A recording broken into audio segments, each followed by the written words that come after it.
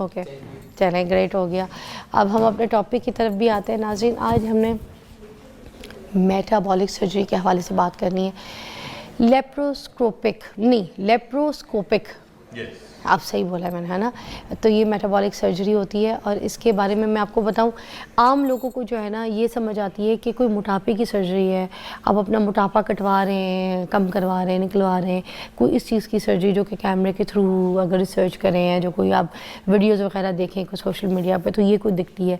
मगर इसके पीछे इसकी बड़ी स्टोरी है। ये कोई ऐसा मोटापा नहीं है जिसको निकलवाने के लिए कोई भी चला जाए किसी सर्जरी के लिए। ये एक प्रॉपर बीमारी की वजह से या किसी डिज़ीज़ की वजह से इस तक ये स्टेज आता है कि इसकी सर्जरी होती है। इसके बारे में मुझे भी इतनी इन्फॉर्मेशन नहीं है, इसलिए हमने प्रोफेसर डॉक्टर अमजद सईद साहब को बुलाया है। किसी तारीफ़ के मोहताज नहीं है। आज इनसे सारी इस बात के बारे में पूछेंगे, क्योंकि रोज़ सारा दिन 2-3 सर्जरीज़ ये करते हैं। तो ये सर्जरी है क्या और ये क्यों ज़रूरी है? अस्सलाम वालेकुम। अस्सलाम वालेकुम जी। अस्सलाम वालेकुम। आपने मुझसे मैचिंग की है पिंक शर्ट। जी जी। सर ये क्या चीज़ है, ये सर्जरी ये क्यों ज़रूरी है? ये actually advance type of laparoscopic surgery है। लेप्रोस्कोपिक सर्जरी जो है वो बेसिकली कैमरों की सर्जरी है। हाँ। यानी कि एब्डोमेन में छोटे छोटे सुराख करके कैमरा अंदर जाएगा, छोटे इंस्ट्रूमेंट जाएंगे, कोई खून नहीं बहेगा, कोई दर्द नहीं होगी और बड़ी जल्दी रिकवरी है, पेन भी नहीं है और उसी दिन भी हम डिस्चार्ज कर सकते हैं। अच्छा, ये कैमरा किसका होगा? आईफोन का होगा, एंड्रॉइड का होगा? नहीं, ये बड़े एक्सपेंसिव कैमरे हैं। अच्छा। लेप्रोस्कोपिक 4K कैमरे हैं जो हमें 10x बड़ा बना के दिखाते हैं, जूम क्लियर पे दिखाते हैं, जूम करके दिखाते हैं। तो ये उस जगह पे जाके हम देख सकते हैं और उस जगह पे इंस्ट्रूमेंट चला जाता है जो नॉर्मली ओपन सर्जरी से उतने अच्छे तरीके से नहीं जाता। और कौन कौन से आपको लगता है इसको बीमारियों के लिए इस्तेमाल किया जा सकता है? ये जो गोल्डन ऑपरेशंस हैं वो तो लेप्रोस्कोपिक कोलिसिस्टेक्टमी हैं, ये गॉल ब्लैडर के ऑपरेशंस हैं, अपेंडिक्स के ऑपरेशन हैं, हर्निया के ऑपरेशंस हैं। हर्निया के ऑपरेशंस जो हैं आप करें, छोटा सा निक लगेगा और उसके अंदर मैश भी चला जाएगा और उसी दिन पेशेंट डिस्चार्ज हो जाएगा। तो ये दूसरा जो एडवांस लेप्रोस्कोपिक सर्जरी में जो मैं कर रहा हूँ उसमें मेटाबॉलिक सर्जरी है और पर्टिकुलरली जिनके लिपिड प्रोफाइल ख़राब हैं, यूरिक एसिड है या डायबिटीज़ टाइप 2 है। अब ये जो कैमरा है इसको मॉडिफाई किस तरह से करते हैं आप? ये कैमरा अंदर जाता है, किस तरीके से जाता है और किस ऑर्गन पे, कहाँ पे, किस चीज़ के ऊपर जाके टारगेट करता है? आपको ये सब कैसे पता चलता है? एक्चुअली ये देखें, हमने बेसिकली छोटे छोटे इंसिजन लगाने हैं जो स्किन के हैं और उसके अंदर में छोटी सी ट्रोकार्स यानी कि एक ट्रोकार्स को भेज देना है जिसमें से हमने कैमरा अंदर किस जगह से कट लगता है, कहाँ से जाता है? एक छोटा सा 10 mm का इंसिजन लगेगा और कैमरा अंदर चला जाएगा, छोटा सा। Hey Siri, can you help me clean my phone? Hey Siri, can you help me clean my phone? Hey Siri. Okay, तो कैमरे का साइज क्या होता है? 10 mm बस और छोटे छोटे 5 mm के इंस्ट्रूमेंट नजर जाएंगे। तो 2 इंस्ट्रूमेंट से हम टारगेट करके सारी सर्जरी कर देते हैं। और ये स्टमक के अंदर भी जाता है? नहीं, स्टमक के अंदर, एब्डोमेन के अंदर। एब्डोमेन के अंदर जाता है? एब्डोमेन के अंदर जाएगा और सारे जितने भी विजरा हैं, ये स्टमक है, स्प्लीन है, इंटेस्टाइन्स हैं, ओमेंटम है, हर चीज़ को, लिवर को, हर चीज़ को देखता है। तो ये अंदर जाके क्या करता है? ये फैट को निकालता है, चर्बी को देखता है? कैमरा नहीं निकालता, कैमरा तो आपको दिखाता है। इंस्ट्रूमेंट्स आगे ऑपरेशंस करते हैं। तो इंस्ट्रूमेंट से फिर हम जो है कोई भी मॉड्यूलेशन कर सकते हैं, किसी जगह से काट सकते हैं, किसी जगह से जोड़ सकते हैं।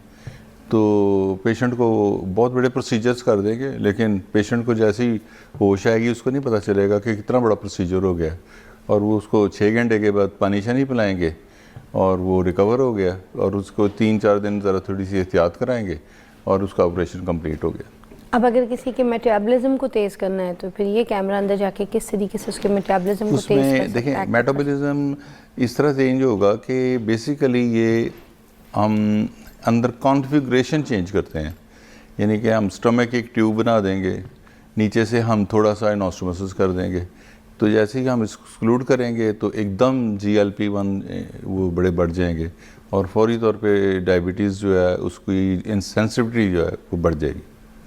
तो शुगर की जो है बेसिकली ख़त्म हो जाएगी। तो 87% जो है उसके जो है ना सक्सेस रेट है। तो डॉक्टर साहब ये मैदे को छोटा कर देती है क्या, अंदर जाके इसकी कोई कट कर देती है, सर्जरी कर देती है, नहीं, कोई ये इसमें बेसिकली ये है कि ये दो तरह के इसमें प्रोसीजर हो जाते हैं। एक रिस्ट्रिक्टिव हो जाता है, रिस्ट्रिक्टिव का मतलब है कि आप थोड़ा खा सकते हैं रिलेटिवली। अच्छा। और दूसरा ये है कि माल एब्जॉर्प्टिव हो जाएगा। माल एब्जॉर्प्टिव का मतलब है कि इंटेस्टाइन को हम थोड़ा सा बाईपास कर देंगे कि और खुराक थोड़ी सी आगे जाके जाएगी थोड़ी सी। अच्छा, थोड़ा सा मुश्किल है, मगर यहीं से कंटिन्यू करेंगे। कुछ और सवाल है मेरे दिमाग में, वो भी क्लियर करूंगी मगर ब्रेक के बाद।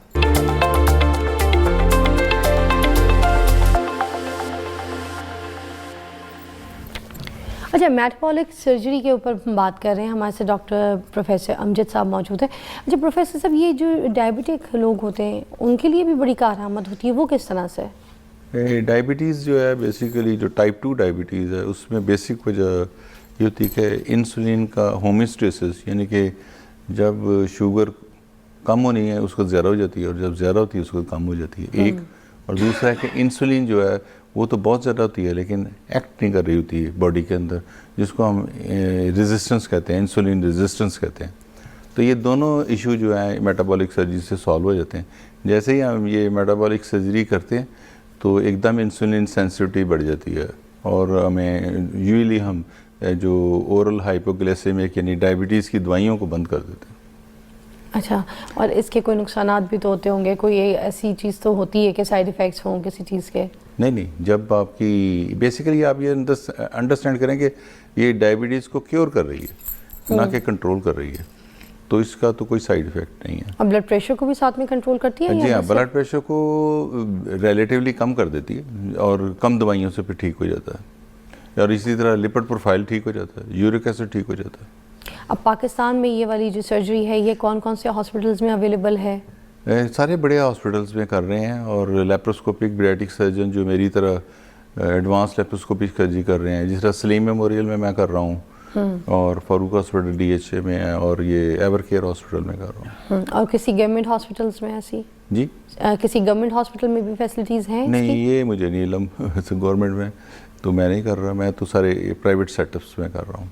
और इसकी क्या कॉस्ट हो जाती है, क्या एक्सपेंस हो जाता है अगर कोई पेशेंट आता है? कॉस्ट में इसमें बेसिकली डिस्पोजेबल की कॉस्ट काफ़ी ज़्यादा है, इसमें 3 से 4 लाख रुपए कॉस्ट है। Disposable? I am not getting. Disposable का मतलब है कि उसमें स्टेपलर्स, गन्स, ट्रोकार्स ऐसी जो हैं जो एक दफ़ा ही लगते हैं। अच्छा। उनकी कॉस्ट काफ़ी ज़्यादा है। और दूसरा ये है कि ये ऐसे हॉस्पिटल में करते हैं जिसमें हाई एंड इंस्ट्रूमेंट्स हों, बहुत अच्छे उनके थिएटर्स हों, इन्फेक्शन ना हो और बड़े अच्छे उनके टावर्स हों, बड़ा महंगा हो, तो इसलिए इसकी कॉस्ट थोड़ी सी ज़्यादा है।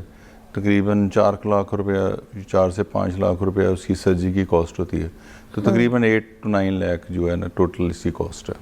तो इसका मतलब आम बंदा तो अफोर्ड नहीं कर सकेगा ये, अगर कोई किसी की सैलरी 20,000 है, 25,000 है, चलो 50,000 है फिर। लेकिन ये है कि ये ऐसे लोगों के लिए बहुत ज़रूरी है जो कॉम्प्लिकेशंस में जा रहे हैं डायबिटीज़ की, लाइक किसी का रीनल प्रोफाइल ख़राब हो रहा है या रीनल फेलियर होने के चांसेस हो रहे हैं या किसी को ऐसी कॉम्प्लिकेशंस हो रही हैं हार्ट और दूसरी आँखों की, तो ये उनको हाल्ट कर देती है क्योंकि डायबिटीज़ एकदम करेक्ट होती है तो एकदम उसको ठीक कर ये देगी। सर्जरी मर्दों में औरतों में किस में ज़्यादा देखी जाती है? ये तो सारे ही आ रहे हैं मेरे पास, तो जेंडर कोई ऐसा मसला नहीं, मगर कोई औरतों को इशू तो नहीं होता आफ्टर दिस सर्जरी के, कोई नहीं, डिलीवरी प्रॉब्लम, प्रेगनेंसी खवातीन के अंदर इनफर्टिलिटी वगैरह के मसाइल को हल कर देती है ये, और उनके हार्मोन्स दूसरे जो हैं खवातीन वाले वो भी बेहतर कर देती है। अच्छा, अब ये जो सर्जरी है इसके फ़ौरन बाद ही बंदा जब है अपना काम कर सकता है, चल फिर सकता है उसी वक्त? नॉर्मली जैसे ही ऑपरेशन करते हैं तो लिक्विड्स हम देते हैं, क्लियर फ्लूइड्स देते हैं 3-4 दिन के लिए, 2 दिन हम हॉस्पिटल में यानी कि 48 आवर्स के लिए रखते हैं और उसके बाद कोई 1 हफ्ते तक वो सॉफ्ट डाइट लेता है और धीरे धीरे विदिन 2 और 3 वीक्स में वो एडजस्ट हो जाता है। अपनी वर्कआउट कर सकता है, जिम जा सकता है, नॉर्मल लाइफ गुजार सकता है जैसे। बिल्कुल, बल्कि वो मोटिवेशन आएगी एकदम, थोड़ा सा वेट कम होगा, शुगर खत्म हो जाएगी, एक्टिविटी बढ़ जाएगी। राइट आफ्टर सर्जरी बंदे को फील होता है कि जी बिल्कुल, बल्कि कई लोगों को तो IBC भी जो है इरिटेबल बाउल सिंड्रोम था वो भी ठीक हो गया एक पेशेंट का। जैसे कि आपने कहा शुगर रिवर्स हो जाएगी, तो हमारे पास एक डॉक्टर आते हैं वो कहते हैं शुगर रिवर्स नहीं हो सकती, बल्कि मोस्टली डॉक्टर्स मेरे पास आके ही कहते हैं रिवर्स कभी नहीं हो सकती, शुगर कभी भी किसी तरीके से रिवर्स नहीं हो सकती। नहीं, ये जो है एक्चुअली अगर आप मेडिसिन यूज़ कर रहे हैं तो फिर तो नहीं रिवर्स होगी, वो तो उसको कंट्रोल करेगी, लेकिन ये इसको रिवर्स कर देती है। ओके। हाँ जी, तकरीबन इसकी सक्सेस रेट 87% है इन लार्ज बड़ी सीरीज़ में मेटाबॉलिक सर्जरी का।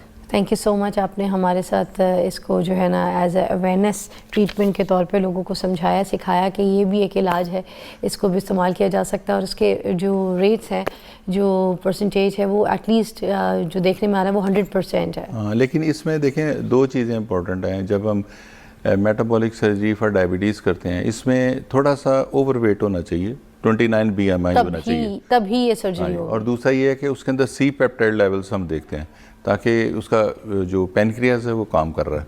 अच्छा, okay, perfect. Thank you so much professor Thank साहब, you. बहुत बहुत शुक्रिया आपके टाइम का।